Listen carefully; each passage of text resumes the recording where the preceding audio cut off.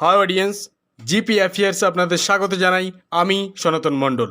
আপনারা নিশ্চয়ই USA white হাউসের সামনে যে গুলি চালানোর ঘটনা ঘটেছে, এটা নিশ্চয়ই আপনারা এতক্ষণে নিউজে দেখেছেন।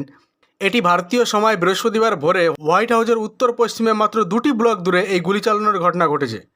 প্রত্যক্ষদর্শীদের দাবি যে ভোরবেলায় ন্যাশনাল গার্ডের সদস্যদের দিকে এগিয়ে আসা আচমকা বন্দুক বার করে গুলি করতে থাকেন একজন ব্যক্তি, যিনি আফগানিস্তানের নাগরিক বলে পরিচয় পাওয়া গিয়েছে এবং তার নাম হচ্ছে রহমানুল্লাহ নাকানওয়াল। ফারাঘাটা মেট্রো স্টেশনের কাছে আমেরিকার ন্যাশনাল গার্ডের মহিলা রক্ষী সারা বেকস্ট্রামের বুকে এবং মাথায় গুলি করেন তিনি।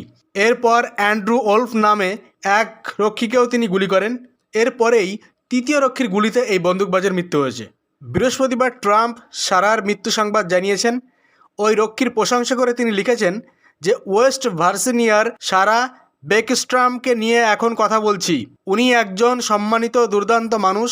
কিছুক্ষণ আগে উনি মারা গিয়েছেন। উনি আর আমাদের মধ্যে নেই। গুলিবিদ্ধ আর এক রক্ষীর শারীরিক পরিস্থিতির কথা ট্রাম্প জানিয়েছেন এবং তিনি বলেছেন যে উনি এখন জীবন যুদ্ধে লড়াই করছেন। এখন দেখুন, ট্রাম্প কিন্তু শুধু ট্রাম্প না, আমেরিকার একাধিক সংস্থা দাবি করছে যে ওই ব্যক্তি 2021 সালে আফগানিস্তান থেকে তিনি আমেরিকা এসেছিলেন। মার্কিন প্রেসিডেন্ট এও বলেন অত্যন্ত জঘন্য একটি ঘটনা। কেবলমাত্র এটি সন্ত্রাসী কার্যকলাপই নয়, বরং এটি ছিল মানবতার বিরুদ্ধে একটি অপরাধ। তিনি লিখেছেন যে হামলাকারী এই পশু আফগানিস্তানের নাগরিক এবং এই আততায়ী বেআইনিভাবে আমেরিকায় প্রবেশ করেছিলেন। সঙ্গে তিনি ওই আততায়ীর ইউএসএতে আসা নিয়ে জো বাইডেন প্রশাসনকে তিনি দায়ী করেছেন এবং বলেছেন যে 2021 সালে বাইডেন প্রশাসন এই আফগান যুবককে এয়ারলিফট করে ইউএসএতে নিয়ে এসছে। ট্রাম্প এখানেই থেমে যাননি। তিনি বলেছেন যে আফগানিস্তান থেকে ইউএসএ আসা প্রত্যেক নাগরিককে পরীক্ষা করে দেখা হবে এবং এই ঘটনায় তিনি অত্যন্ত স্তম্ভিত এবং মর্মাহত। এবং তিনি এও বলেছেন যে এই পশু যে ঘটনা ঘটিয়েছে তাকে কড়া মূল্য চোকাতে হবে এবং হামলার জবাবে যে ন্যাশনাল গার্ড পাল্টা গুলি চালিয়েছে তাতেই সেই আততায়ী গুরুতর আহত হয়েছে। এই আফগানিস্তানের এই নাগরিকের এই কার্যকলাপের জন্য এখন তার ফল কিন্তু অনেক দেশকেই ভুগতে হবে এবং এর ফল হতে পারে ভয়াবহ।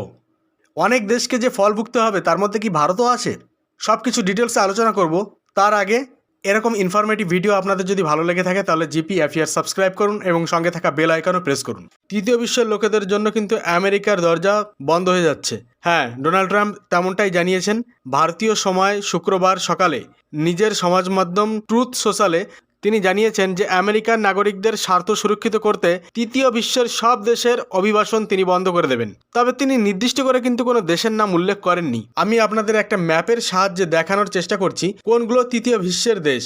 পৃথিবীতে 3 রকমের দেশ আছে। এক তো ফার্স্ট ওয়ার্ল্ড কান্ট্রিজ অর্থাৎ প্রথম বিশ্বের দেশ, দ্বিতীয় আছে সেকেন্ড ওয়ার্ল্ড কান্ট্রিজ অর্থাৎ দ্বিতীয় বিশ্বের দেশ, আর 3 নম্বর হচ্ছে থার্ড ওয়ার্ল্ড কান্ট্রিজ অর্থাৎ তৃতীয় বিশ্বের দেশ। দেখুন, যেগুলো সবুজ রঙের রয়েছে অর্থাৎ ইউএসএ, কানাডা, অস্ট্রেলিয়া, তারপর এদিকে স্পেন, পর্তুগাল, এগুলো হচ্ছে ফার্স্ট ওয়ার্ল্ড কান্ট্রিজ।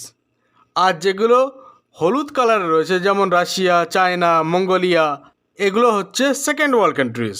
আর যেগুলো লাল রং রয়েছে যেমন ইন্ডিয়া, পাকিস্তান, বাংলাদেশ, আফগানিস্তান, তারপর পুরো মিডল ইস্ট, পুরো আফ্রিকা, পুরো দক্ষিণ আমেরিকা, এগুলো হচ্ছে এমনকি গ্রিনল্যান্ড, এগুলো হচ্ছে থার্ড ওয়ার্ল্ড কান্ট্রিজ অর্থাৎ তৃতীয় বিশ্বের দেশ।